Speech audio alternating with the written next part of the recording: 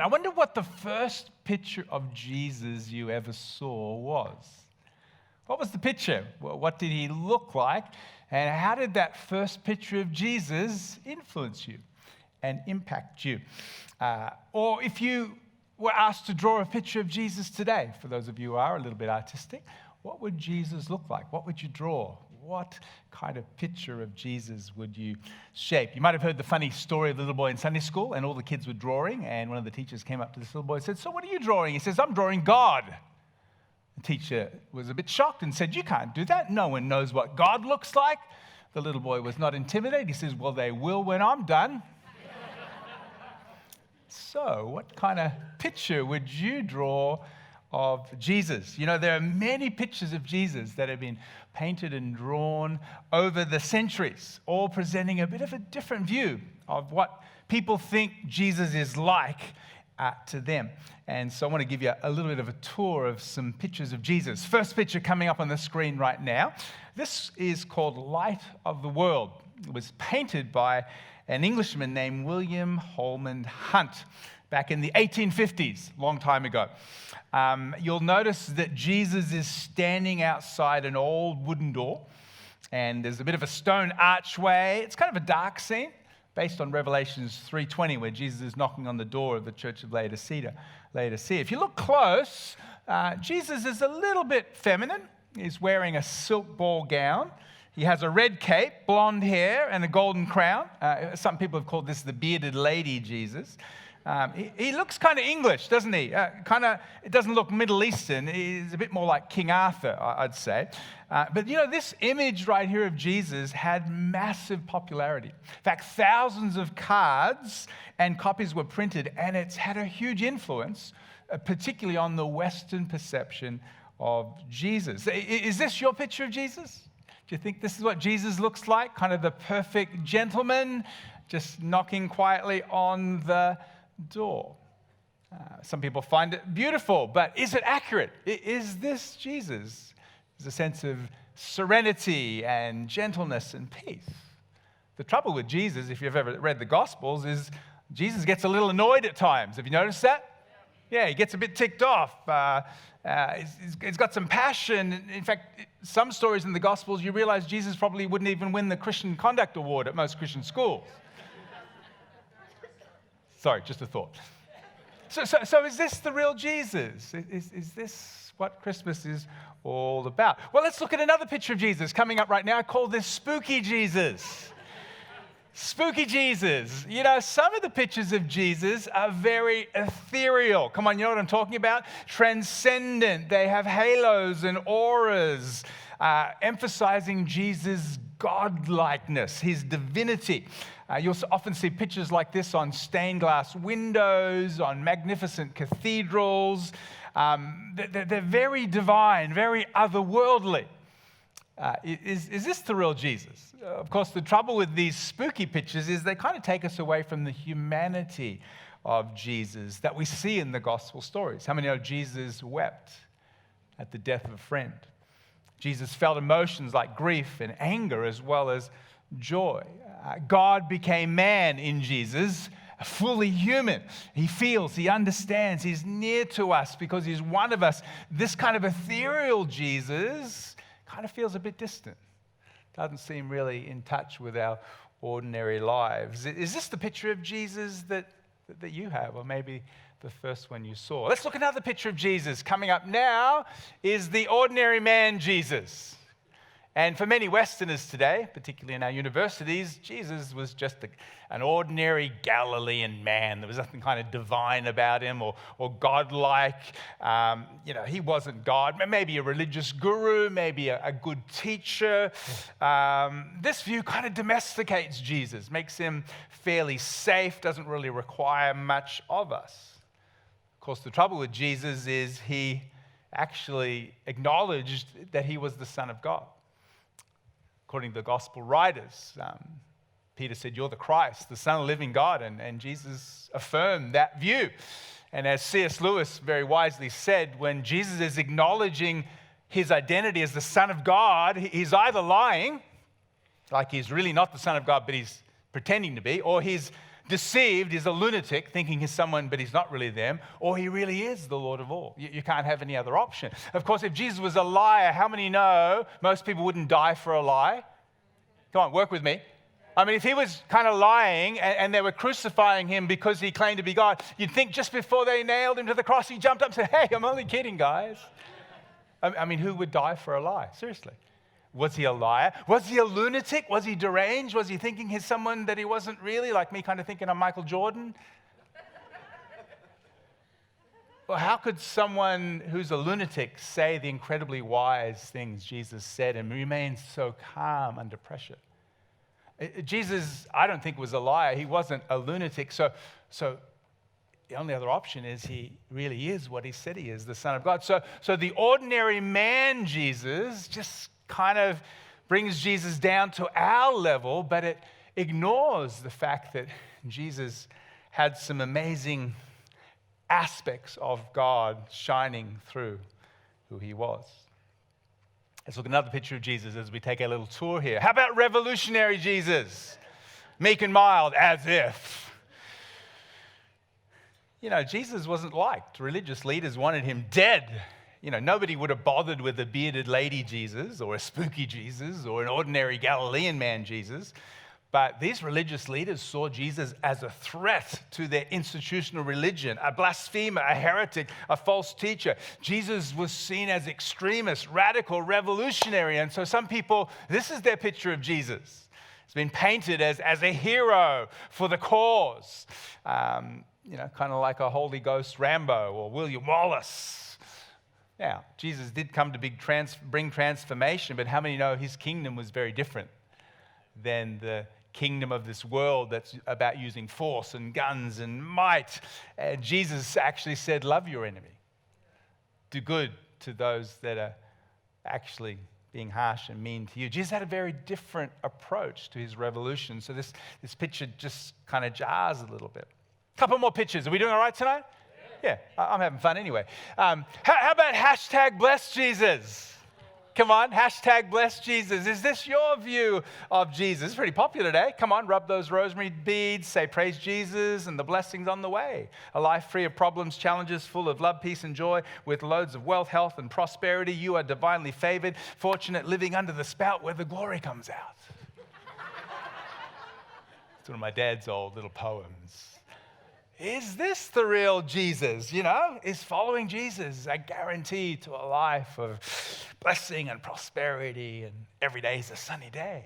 Is this the real Jesus? One more picture. What about baby Jesus? Baby Jesus at Christmas time? Come on. It's all about baby Jesus, meek and mild like a child. Everyone loves a baby. Baby's cute and cuddly and safe. If you're into comedy, you've probably seen Tagadella Nights, and Will Ferrell plays the main role, and he has a little prayer before dinner.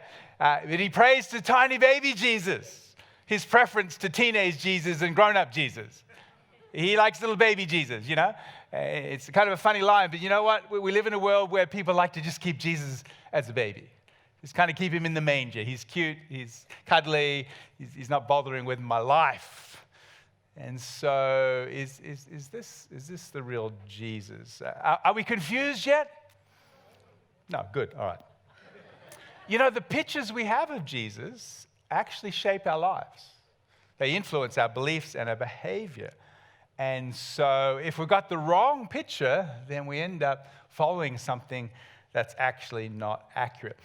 Tony Campolo, a speaker you might have heard of, he's actually a sociologist, and he noted that in the study of sociology, sociologists all around the world have noticed that belief in God is a universal phenomenon. Any tribe around the world that you come to, generally speaking, they have a view of God. But their view of God is often different. And what sociologists have discovered, that cultures develop traits and values that make them distinctive, and they often come up with an animal to symbolize those traits and values. It's called a totem. Anyone heard of a totem pole? And so we have animals that represent the traits and values of a culture. So we have phrases like, he's as strong as a ox, she's as wise as a, he's as sly as a. See, you're totemistic.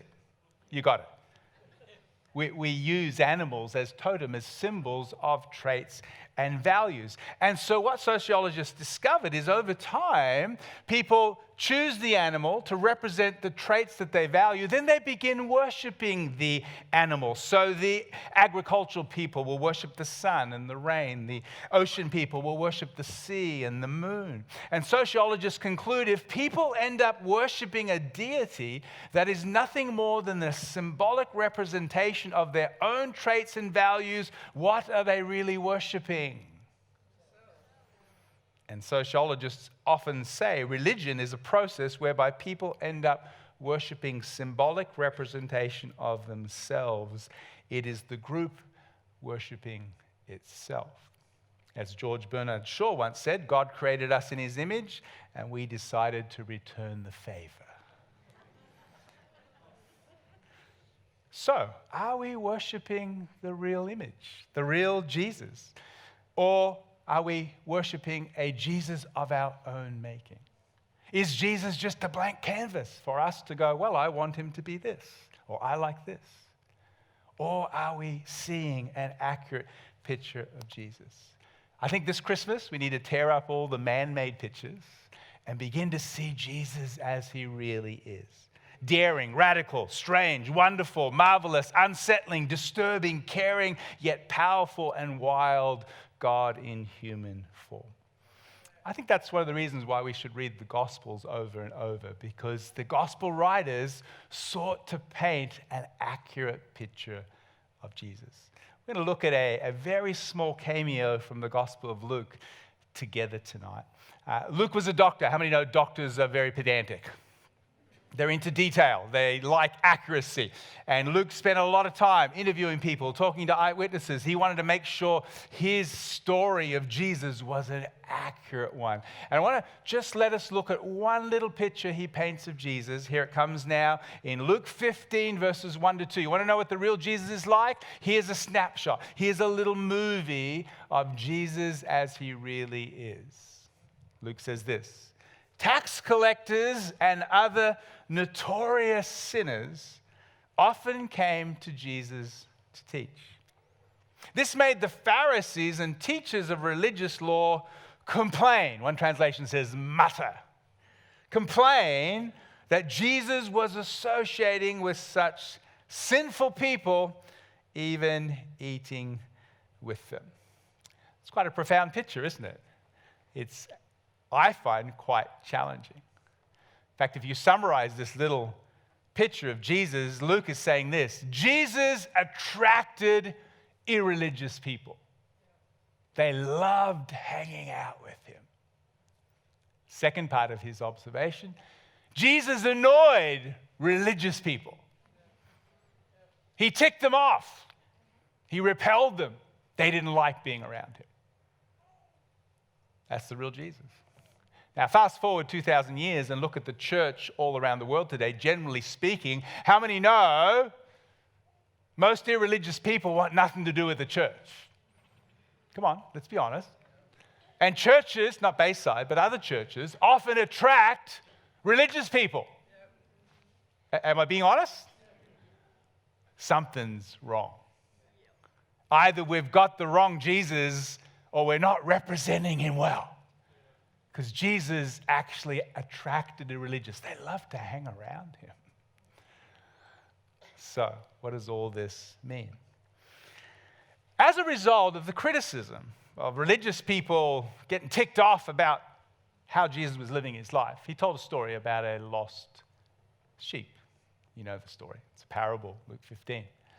Jesus gets on such a roll that when he's done this story, the parable of the lost sheep, he tells another story. Story of the lost coin. Remember that one? Woman loses a coin, finds it, calls all the neighbors, celebrate, party. Lost sheep, found, celebrate, party. And then he tells a third story. He's really on a roll now. A story of a lost son. And I want to take a few minutes there today. This third story, often called the parable of the Prodigal Son. However, Jesus begins this story by saying a man had two sons. We could say a mother had two daughters. Maybe it should be called the parable of the two lost sons. Or better, the parable of the loving father, who's the real hero of the story. This story is a familiar story. Some of you will have heard it many times. Maybe some of you are hearing it for the first time. But these stories really unpack an accurate picture of Jesus' heart. And so I want to just very briefly review what's often called the parable of the prodigal son. And I want to suggest to you tonight that it's actually a parable of two lost sons. A younger brother and an older brother who were both lost. This parable has two parts. It's a drama, Act 1, Act 2. Let's look at Act 1. Act 1 has a first scene that begins with a shocking request. This young boy wants his inheritance now. Nothing wrong with an inheritance, but how many know you normally wait till mum or dad pass away? Like, he wants his money now. It's dishonoring.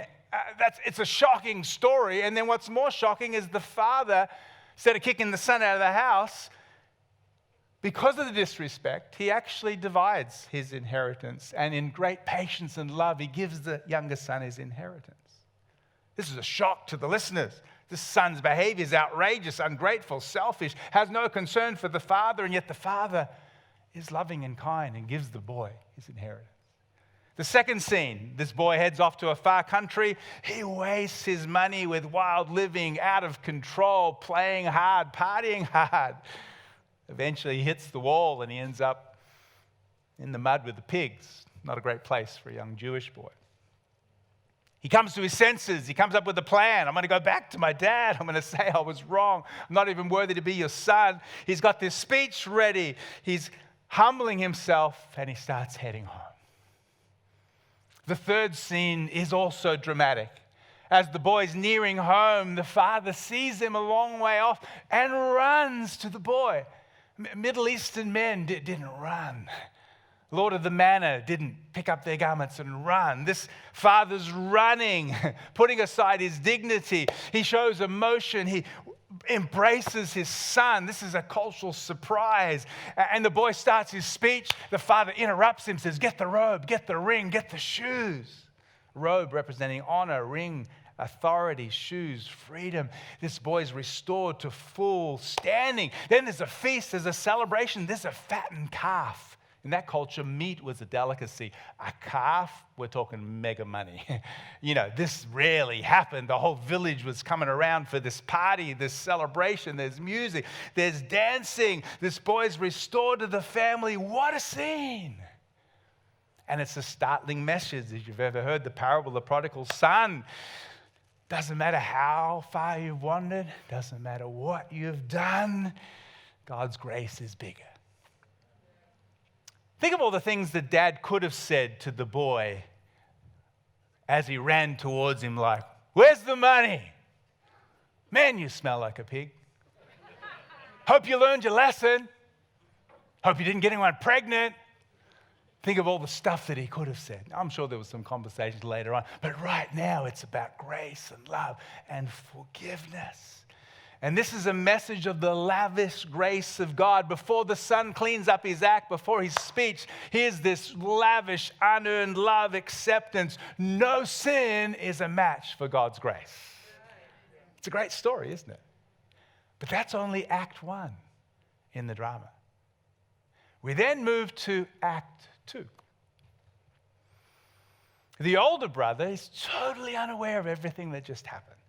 He returns from a hard day's work, working for his dad, sweating it out. He hears music. What in the world's going on? What's the party? He hears his brothers come home and it's been reinstated. He is furious. In fact, he disgraces his father by refusing to go into the house, to the party. He remains outside. The father actually comes out of the house. This is demeaning for the Lord of the Manor, the host of the feast, and he pleads with this older brother. But the older brother's upset at the cost. This is not just, this is not earned. He actually says this son of yours, not my brother, this son of yours. And then he says, I have never disobeyed you. Father didn't interrupt him and said, yes, you did. Remember last Tuesday? And he said, I've never disobeyed you and you never threw me a party. He insults his father with great disrespect. The father responds with amazing tenderness.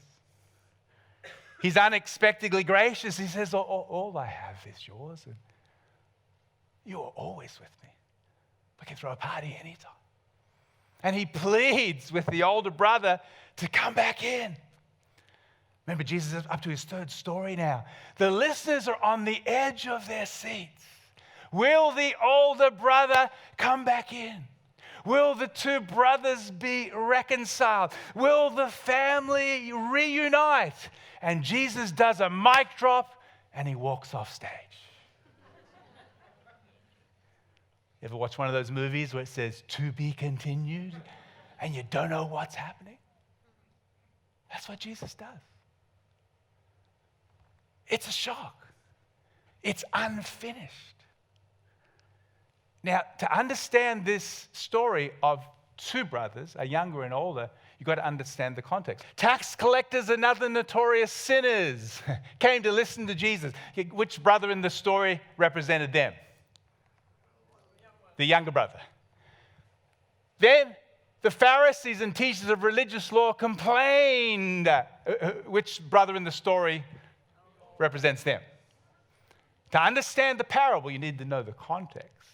Jesus is shaping a parable to talk about two groups of people. Tax collectors and sinners represented by the younger brother. They are the lawbreakers, breaking moral and ceremonial law, engaged in wild living, left home, the traditional morality of their families and respectable society, and yet they're attracted to Jesus, his message of grace. The Pharisees, the teachers of the law, they're the older brother. They studied, they obeyed the scripture, they worshiped and prayed, and yet they're complaining and criticizing Jesus. How dare he do this? You know, the main audience of this parable is the second group. And he's challenging them like the older brother, are you going to come into the party? This is not so much a plea for prodigals as it is for religious people who do right. And yet they've been blinded by their self-righteousness. The original hearers would have been shocked and offended and annoyed at this parable. See, the two brothers represent two different ways of being lost. I think I once talked about how Nicole and I are very different but complementary. We've been married 33 years, and if you put Nicole in the center of Melbourne, the central business district, where it's very grid-like, you know, got King William, Queen Elizabeth, Burke, Little Burke, you put her in there and she always gets lost. And I'm just going, honey, it's just so clear, it's so easy. But she gets lost in a grid structure. Now, you put me up in the Dandenongs where everything curves, I always am lost. I never know where I am. But you could drop Nicole on any street in the Dandenong. She'd go, oh yeah, Linda's here, Sassafras is there. She always knows where she is. It's not wrong, it's different. We have different ways of getting lost. And this story is showing us two different ways of being lost. One is the irreligious who live destructive, self-centered lives, but the other is the religious who live moralistic lives and their faith is in their own goodness. They're both ways of being lost, but here's my point. It's one thing to be lost and know you're lost. It's another thing to be lost and not know you're lost, which is a much more dangerous form of lostness than being lost and knowing you're lost. Did you lose me? Did I lose you? See, the younger brother types, the prodigals, they know they're lost. But often the older brother types actually don't know they're lost because their faith and their confidence is in their own morality, their own goodness. These two brothers represent two ways of living. There's the way of self-discovery. The younger brothers and sisters in this world, their approach to life is do your own thing. The rebels, the nonconformists, those who paint outside the lines. Come on, you know who you are. Then there's the way of moral conformity. The older brothers and sisters, do the right thing, keep the rules, stay within the lines. We're all wired one way or the other. How many know in one family you can have younger and older brothers and sisters? You know, younger brothers can become older brothers and older brothers can become younger brothers. They're two different approaches to life. One is do your own thing. One is do the right thing. Jesus shows that both of these approaches at their core are wrong. The younger brother is the one who's self-indulgent, life out of control, alienated from the Father, cut off from God. The older brother is fastidiously obedient, living under control, self-disciplined, but has pride in his own good deeds and self-righteousness. They were both lost. One seemed good, one seemed bad, but they were both alienated from the Father. What's amazing is Jesus has the Father go out of the house and call the younger brother in and call the older brother in. What's shocking in this story is the definition of who's in and who's out. See, the younger brother starts in the house, but goes out of the house, and he's lost, far and gone. But he comes back, and at the end of the story, he's back in the house. The older brother starts in the house, goes out of the house, but at the end of the story, he's still out of the house. Oh, that sounds like cricket, doesn't it? He's still out of the house, and we don't know whether he's going to come back in. What's really challenging is the Pharisees and religious teachers, they think they're in and they think these sinners are out. And Jesus is actually saying, you know what? They're actually in and you're out. And the question is, are you going to come in and celebrate and be part of the party of God's love for all of humanity? See, sin is not just breaking the rules, it's putting yourself in place of God as Savior. Everyone is dedicated to their own project of self-salvation. We just do it in different ways. Both sons were wrong, and the Father invited them into the feast. See, subtly, the older brother stayed home, but he was more alienated and distant from the Father. His life was a joyless, fear-based compliance. He boasted of obedience, but his attitude was one of duty. Slavish, joyless drudgery. Forced or pushed, he lived out of fear rather than joy and love. He had a lack of assurance of the Father's love. There was no dancing. There was no festivity in his life. What's great is the Father goes out to the younger brother. He loves prodigals. But he also goes out to the older brother. God is not a Pharisee to the Pharisees. In kindness, he appeals to the older brother. All I have is yours. I am always with you. We can throw a party anytime. The older brother did not know the grace of the Father's love. One final thought. In all three parables, there's this building expectation. With the lost sheep, the shepherd goes searching for the sheep, finds the sheep, comes home, there's a party. With the lost coin, the woman goes looking for the coin, finds it, comes home, there's a party. With the lost son, no one goes looking for the younger brother. It's a twist. Jesus is setting it up. Who should have been looking for the younger brother? The older brother. Guess who the true older brother is in this whole story? Jesus. Jesus is demonstrating the real heart of the older brother, going out, hanging with the younger brothers of this world, trying to connect with them and reach them and bring them home. Instead of an older brother, this younger brother got a Pharisee. And Jesus was modeling what it means to be a true older brother or older sister. The end of the story is a feast, a celebration, coming home. It's wonderful. And so the good news of this picture of Jesus is Luke is telling us that Jesus is God in human form, showing us an amazing love for all of humanity, regardless of our different ways of being lost, and calling us, if we're the younger prodigal, to stop our wayward, out of control living that does so much damage and come home. But he's also calling those that would see themselves as good and always doing the right to not have their faith and confidence in their own goodness. See, life is not do and live. If I do the right thing, then God will love me. If I keep all the commandments, then God will love me. Life is live and do. You already are a son. You already have love. He already has accepted you. You have a sense of belonging. So do the right thing, not in order to be loved, but because you already are loved. It's obedience, not from fear, but from a sense of joy and gratitude of the grace of the Father. And so which brother are you most like? Do you identify with the younger brother? I'm sure there's some younger brothers and sisters here that have a story to tell, that are thankful this Christmas for the grace of God that is demonstrated in Jesus, that have come home. Or maybe you're a little bit like the older brother, the older sister. And your danger is not in doing the wrong thing, but doing all the right things for the wrong reason. And not realizing it's actually all about grace. It's not because I've never disobeyed you. So maybe today it's a fresh revelation of the grace of Father God to come into the party and celebrate with the Father.